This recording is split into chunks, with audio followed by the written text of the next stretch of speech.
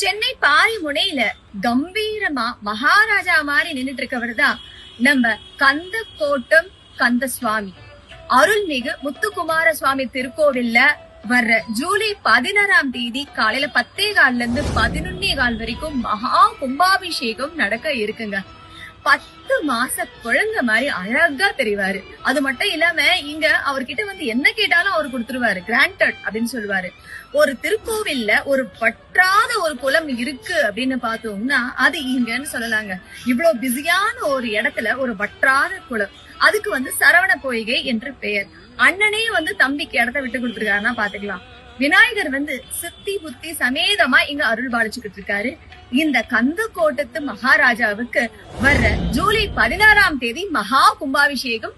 முதல் கால பூஜை 13ஆம் தேதி ஜூலை ஆரம்பமாகுது. மொத்தம் 6 கால யாகசால பூஜையிலையும் நீங்க கலந்துக்கலாம். எல்லாருமே கும்பாபிஷேகத்துக்கு வந்து முருகப்பெருமானுடைய அருளை பெற